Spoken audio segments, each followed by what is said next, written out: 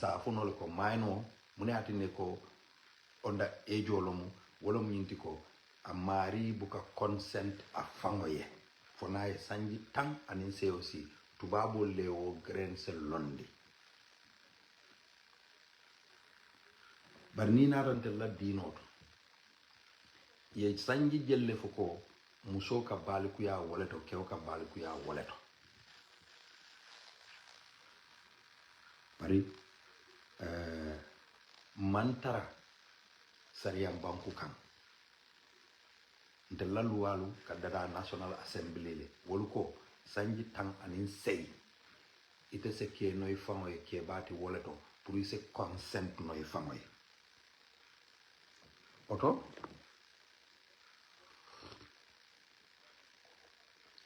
womu kuleto womu luwalu bar sila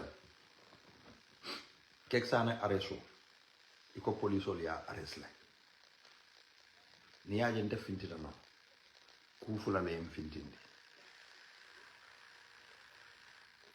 mune anna polisol be kek arrest la at this time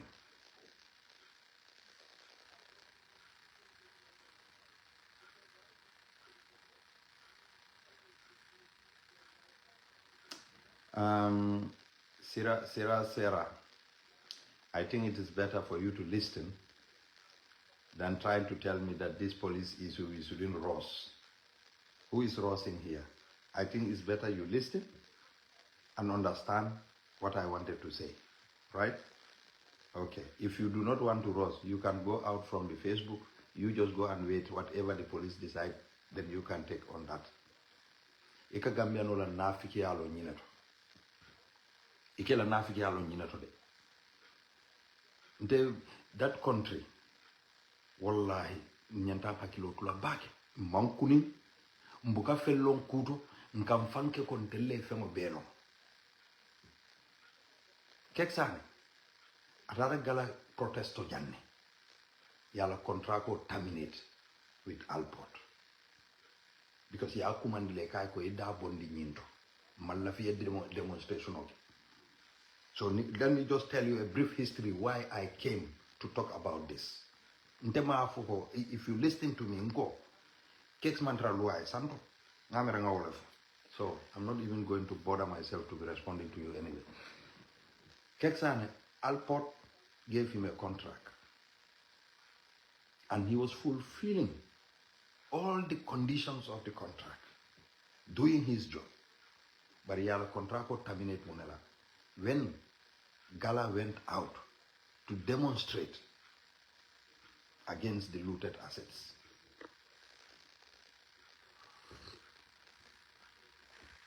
yala contract to terminate. Again, Ninaraje, Gala demonstrated to fight for justice. Yekeksane arrest. I think we, the citizens of the country, is a prerogative on us purunga finti namansa kunda nyininka. Where is the impartiality of the police? The police that's supposed to protect our lives and property. Number two, police should apprehend, prosecute any offender.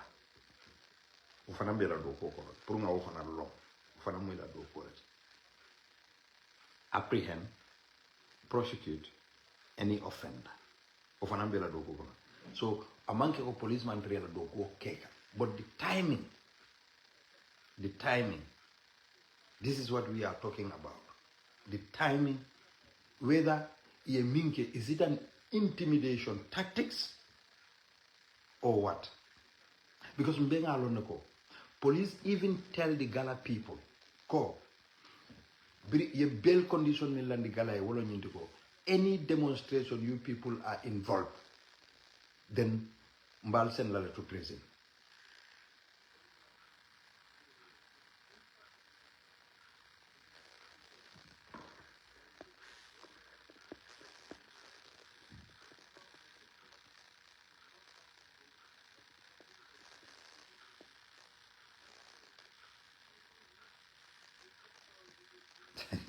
ye most stupid re ako ndebe siri Europe le comfortably so ndema nyana diam la banko la ko ndele banku din kende ya tete imagine yela comment or delete because you people are cowards ndela after transitional justice member Europe ni ka Europe memfo well every day they are talking about Gambian people are marrying minor fema wolong they're talking about that so alka anyanne allani anyano fondele ngi muta purika na Europe come to Europe if I see comfortably akombe sire Europe comfortably so ndema family I should keep my mouth down. You know, this is not about personal. Momo entelo. Yalo noko. Nte, I'm a critic of cakes. Momo entelo. I'm a critic of cakes. Both politically and socially. Momo entelo. But the guy is doing a good job. But what good job Martin nako, he is above the law.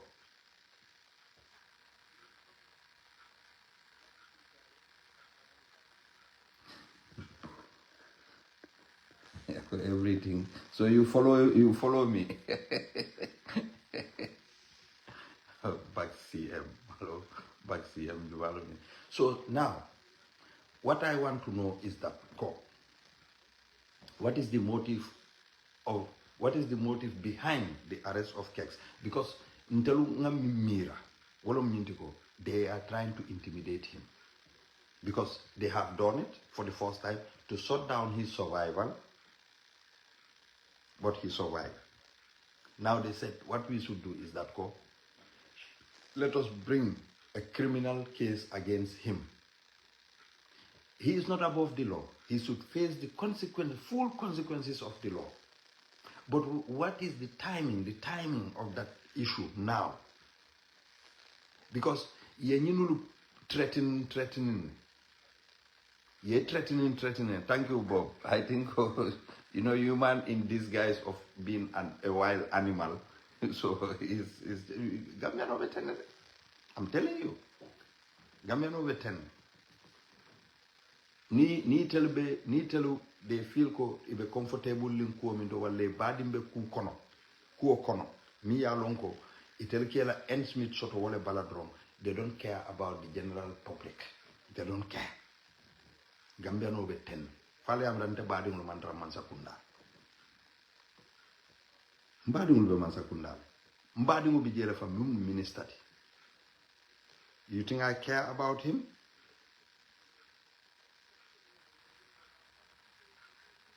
You think I care about him? And wallahi, I have said it. Mbadiwo badimbe mansakunda. Continue. Ye tinyaro ke ma foko ikana do ko ke de ni bela do ko ke ka nyama is fine bari dunta tinyaro kono billahi wallahi tallahi di day ye bota man sakunda kono rule of law tamata yaje ko ite tinyaro lo ke ntete bala fale fam because I am telling them mba fokele ha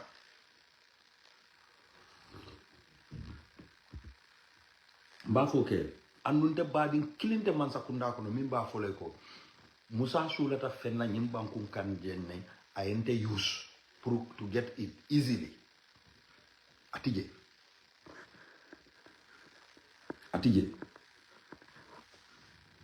so ni ibadi mo be kuto e ka toñale faye ni ibadi mo kan wala nan ko baro ni me keku nyim kumburumul mili be bala ibe nenela ite amira ko yete kanule billahi wallahi there will be a day ba regret la ha kana songala wala tan ka diya mu ibadi ngule because munom badi ya do bente fanan ni te temala because yente badi ngo ifututa badi ngo fututa te badi ngo yele brikam ibari ni wol mil be brikama fode kunda wol munte do mallete wol mum badi ndakatol lete wol mum badi ndakatol lete so oto ñing kumburul mil be bala mil yalon ko nafa tela ibuka ku bondino e fankan ni te amira ko wol be tele ni lota dawre ba fala ko ha baroten comme kunu ngaw fonnin ko min je grand banta ba wotum karato wo tunkara baro nyante ke kula o mo sifal to bake wallahi la zina billahi wallahi baro nyante ke kula o mo sifal to ba bake le ha ngo nde man na jang ka fu ko nata kex le defend nte man na kex defend nte nata tonya le defend because police on ila impartiality ngawle nyinin ka kexe ye tumiro millaka mo ma foko am akwo nyi manya na tala justice baral police ol jube bay ka itel ka tonya si fami samana ala jube rek. There is a senior police officer me alonko 2 years ago I have a similar issue mi yalonka futata na jay mayno konoma wo brika man koleti ay mayno konoma aka samba lojo minto ayo konoma ay wonna family betreten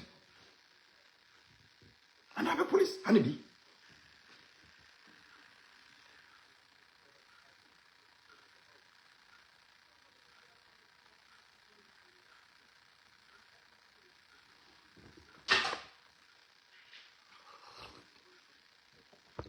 so ye quick to me minna ntela nyin karo mu minte muntu malo nyin ko keta when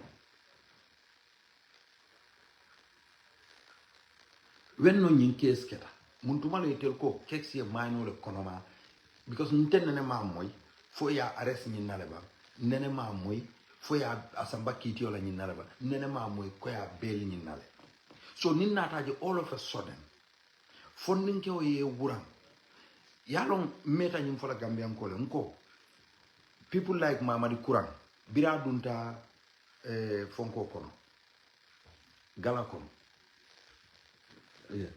Biri Mamadi Kurang dunta gala kono. This is what I said nko nte malla Mamadi Kurang is it a cover up nko malla Mamadi Kurang na kuwa and I even mentioned Kex and Bob Keita But some people came to me, konyo ko ha bar musa yalo nyinul ibe banko le kele kam konte ma fe mantra banko kele kam ko. I will mbey korosila because mollo nyilti minul yalo ko nte mankale la ko la bake. I have said this, but that doesn't mean ko I hate Bob, I hate Mamadi Kurang or I hate Kex. No, I didn't hate them. Bob Keita, Biria accused them of rape. So many people went out, man diam, for bidding. Atata puruka bail, equata bail la. Owato lonte fintita, and I talk about the bail. Unko, Bob has every right to be bail.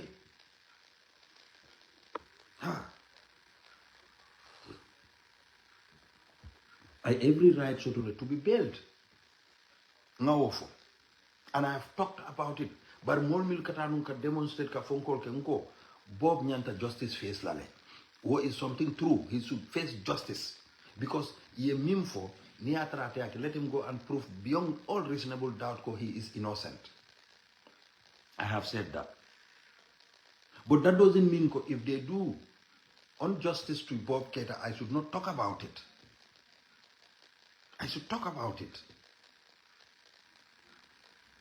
Nimo furul mil boko nyimba CM wol dol imagine buka hani token do ite sonna kele ila Facebook or because ikatara minna mo nengolo mu itelom nyinti wo do ka te to mu daily struggle danso kunta yadro ani ku furul do ani mo nengo social media be o dam male la bari yalo momi yalon ko ila alfal me kulu ikamaten momi yalon ko wala nan ka fale ko altel minul yalon ka albeja al dingolu wallahi billahi alkana son alla musol kata keke o san supermarket o wala bitiko to ka dila pour ya ami ka fuko han sunjo be tennas keke o mansia afoye sunju keke o dia nyil imam ajube hadama dim falolu milbem kon ala jube ali ma nyal jube on social media they would come ye neng itel camera ko wolon keke ndaram because they think that this is how they could get popularity nga falia al nene tente bulano la nendirola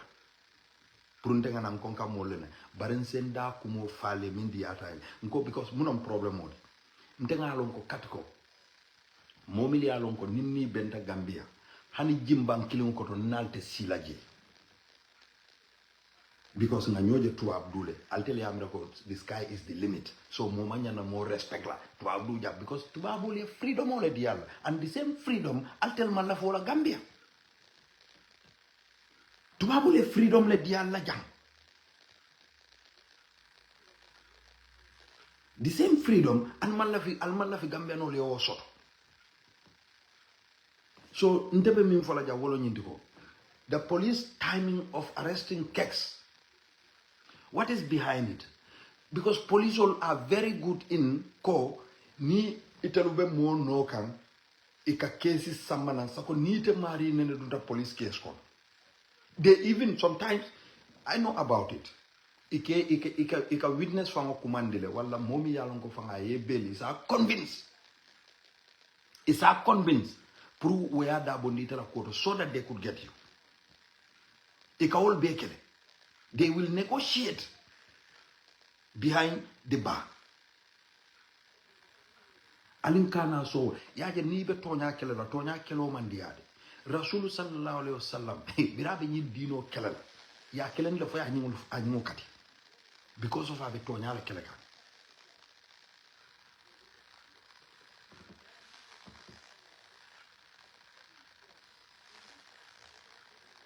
Yaje iko ye Keks arrest minna nyanta ku kulina lon Keks is an accused but there is a victim of an moleti.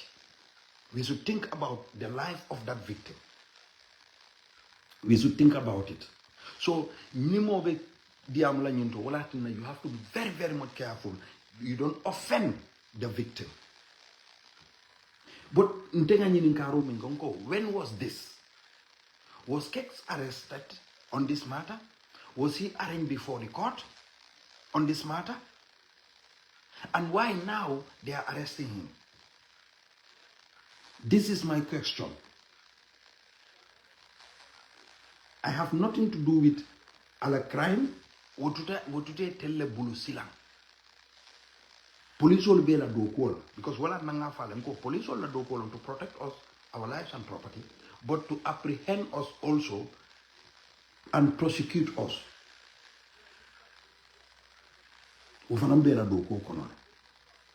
Not call everything that they are doing, they are wrong in it. No, honey, they are not. They are doing their job. But the way and manner they conducted some of their job is like you've been targeted, you've been intimidated. Police do go manyana intimidation or sotola. A manyana target sotola. It should base on reality and justice. Police do go nyanta kela wala nyama.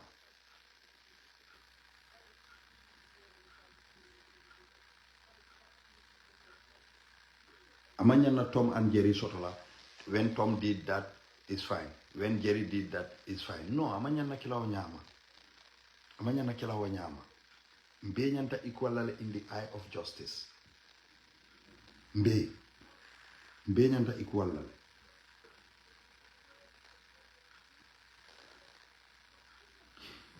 You see, the Mbeba Fokanako Gala funding are in target. And this is true. Wala atina ya for ibiribe bele ko any demonstrational involved taje dorom mbal soronale. So that they could not be part of any demonstration again. One intimidation already. Now, wala nanko galayko. Alnyanta findilal demonstration or koteke to demonstrate and demand the killer of our cops and the shooter of Ansi Jao. Ntel banku dimolu nyanta findilal nga ofanan demand. Now, Najube will for police or Bentia Gasler because now we are trying to demonstrate the killer of the police officers. Because those police officers with that tear gas, ni ake telefonala, injustice la, mbefintila ngela right fight. So we will see on that day whether the police will escort us or the police will spread a red carpet for us, or the police will tear gas us. So if Gala want to be fair, hence they fought for injustice because of Ousseynou Bojang. They should continue that fight for injustice for these two giant gallant police officers who lose their life in line of duties, Aning and Sijao.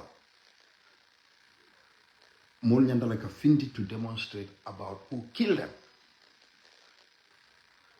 We ask the authority, because one, authority where I follow. Iko, it'll mistake that. But President Finti Ako, it'll mala ye judgment on minke, and we latin in Nalako. Ousseynou Bojang ne fa because banko be tel mammo arrest fop kabona Senegal lafta jele explain la baroye.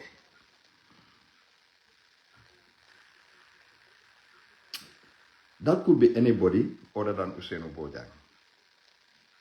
But why Ousseynou Bojang? Because Ousseynou Bojang aliatele victimized. Aliatele victimized. It could be anybody. Ngo for Mbema Jang from the last regime, ika organized crime ke ika mo sambana ika seen the television on yare ka fay just afoy guilty taledro yo man sa bolo say ayebula yata well they don't do that crime. So mimbi ge wolom nyintiko is very simple. Niano ita court of appeal iko ye 7 major point le sambaje court of appeal mi ya lonko etel ya feel ko o judgment auto wolu serivas nole obe buluje barantel fanal be nyini kala minna wo moto akamune nyini crime scene to moto belong to a police officer mi ya lonko odli lom andu odli ka pistulo le so am pistulo le nyini lu fa bari imam mo sambana iko imam mo la DNA soto mim ya lonko wole o pistulo fire. So which border where mol sonomo jaze back? Where is the justice? But woman sija, me and sija wolo nyintiko. Lafta man sakunda ye tonya tamande. B altel le maratan telula. Baraka molu silandi nal ni milmantara kankeli wonte. Wote wobe fitino drone ne bondi la banko ka andu malla fola mbe min fola wala nyinti ko to nyanyanta tamala kuwo kuto al to nya tamandi je bara al ka to nya tamandi nyamin wala kam mane molu fe wala ka tinna banko dimul ka finti ka ali nyininka moma fokore ni yatara ko crime wo mo crime let momo crime ke inyanta loi face la the full force of law enyanta ka face le momo e crime ke eketa momo enyanta the full force of law enyanta face la. But the problem here is that cop is keksana being a target. Is keksana a target? So nyino muntala nyinin ka dati fo keksana dum ya ti target le bang because Niko keksane be fonkole la.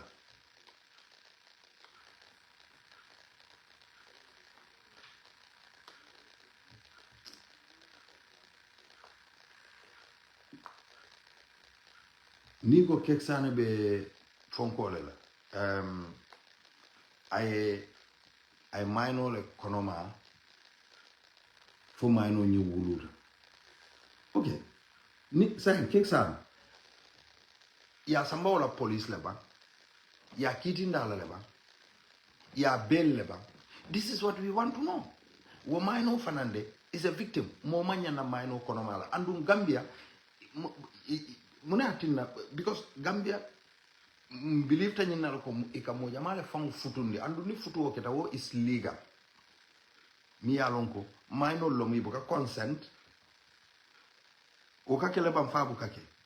So the police should help us now. This minor futu sito fango stop Bangkok because intel manke sari am bankuti intel kolo ko nimi ye sanji tanin se aussi sanji tan anin se nimi ye aussi is a futu nol.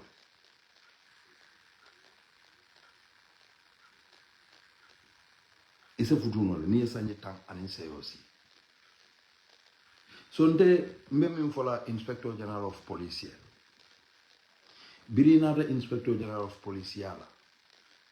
Nte I personally, I know you, and I know you are a very good person. You are a very good listener. And we manke mo tilimbaliti. Sidi ture manke mo tilimbaloti. But Sidi, now don't see yourself as Sidi Ture that Musa knows. I am talking to the institution now. You happen to head that institution. Don't take it personal. The police record is getting worse on the Barrow because we think of Barrow is using the police as a mechanism to entrench himself on Gambians against their will.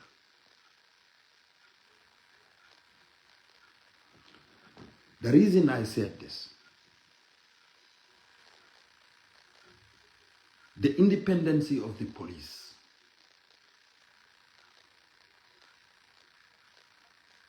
we are not seeing it, especially Nanata in terms of when the authorities have political interests. This is critical. If you are not a critical thinker, it is difficult for you to understand when I'm on my topics.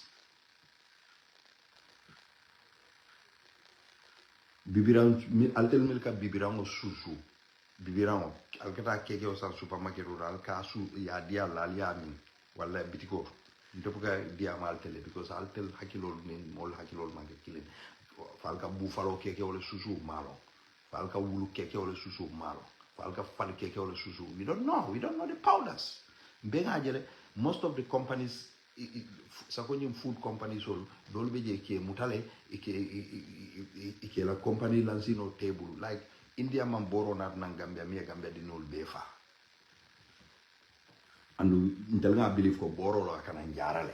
So it could be ko keke o fana is in this keke o keje ya nim fal keke o mix pour quantity. La musolo a foi al dingul susun di sunjol. Kakata bibiran sunju fonko sande. No. I'm telling you. So, and now,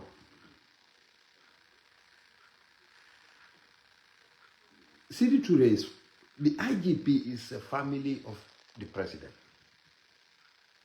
Because niye mola badi mo futu, ete ni womu badi mo lati. Ete ni womu badi mo lati. Do Barrow have interest to stay in power? Of course, yes. He want to stay in power. Ete amirako, Sidi bekela mechanism tilebang purka Barrow la interest to block it. No, I want to keep nola. What ke non wala tinna ntele mati wallahi mbitala ngafa ko mbita itele sen keno ministeri itele sen bonnino ministerial itele sen keno IGT en bonnino IGL barinte mamira nin ko mbe tonya fight la ntebe position o minto ntema nyana taraw and more especially those who surrounded that person ebe silala nyinala ko ho nyi is powerful because president obitano but it's undermined so that he or she would not have a good legacy. And this is exactly what is happening in the police. This is exactly what is happening in the police. He's a very good person, clean heart. But the position he holds, he is not in control. Not friend long, you know, he's a good friend of mine. We've played football together. We play football together. Ikanabrika Malankata Pirang. I play for Rockers. They play for Millions. We both play together. But nana da Tonyala and the Tonyala Fola.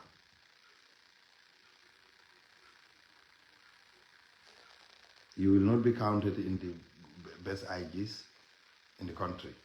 No, because of the authority. You would have been the best IGP.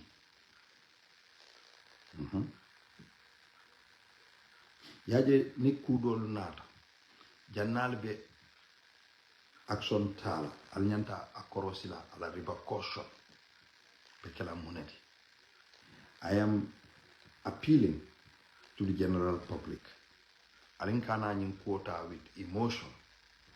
Alinga lonko, there is somebody they call a victim in this. That is the minor girl. That is the minor girl. Ibolo fokam victim. Andung nganyim fonu janna programme ko nonko Gambia wadol beje fam. Ikamuso do replay. Abuka hani kata kafu ko ye replay simply because nate ofo akamuta ko molba amirala ko fu chagolo. Ha kamura ko molba amirala ko chagolo. What is rape? Well, to forcefully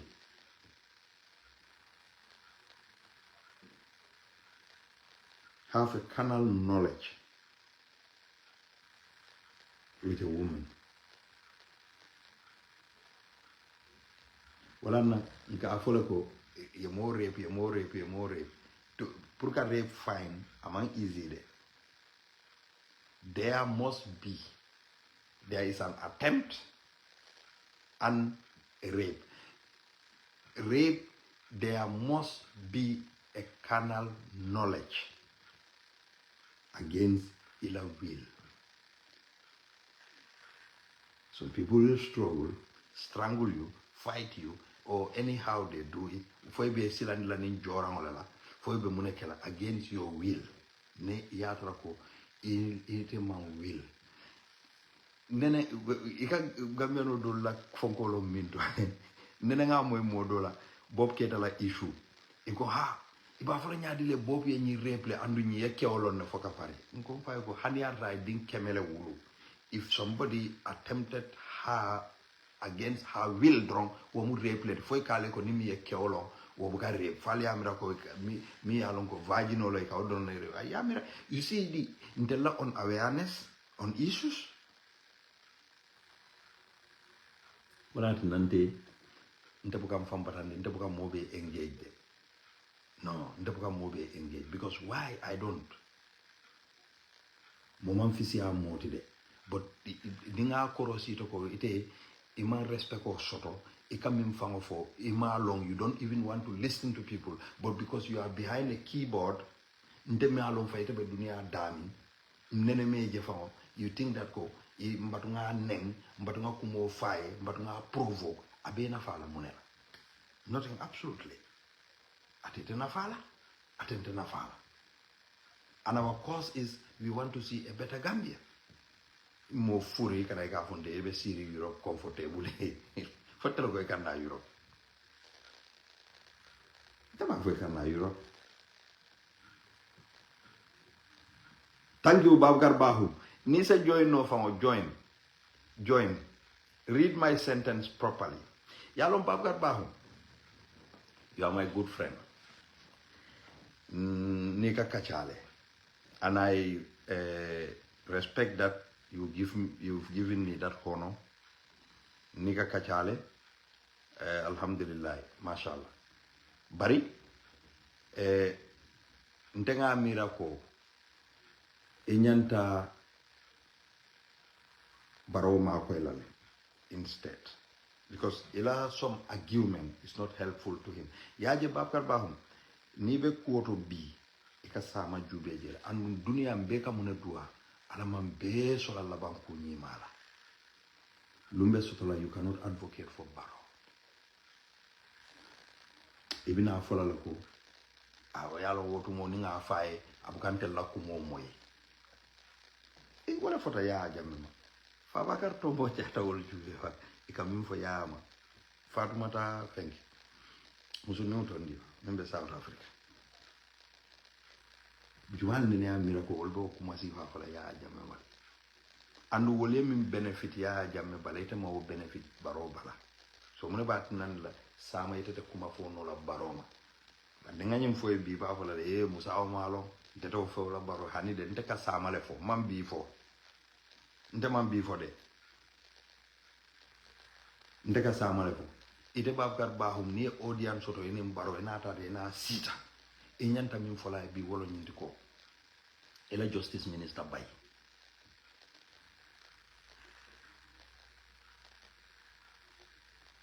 Sidi Njai Bondi National Assembly amantare nafa kam fenna Sidi Keta abela samale tinyaka bay Fatu Kinte aka MPP musol damma aka Gambia musol tujele aka tara MPP dorne no kam because of yake position o minto wala ka sila amantara do ko ke kan Gambia ide abake ka kungole abayi ite nyanta nyille fulay Demba Sabali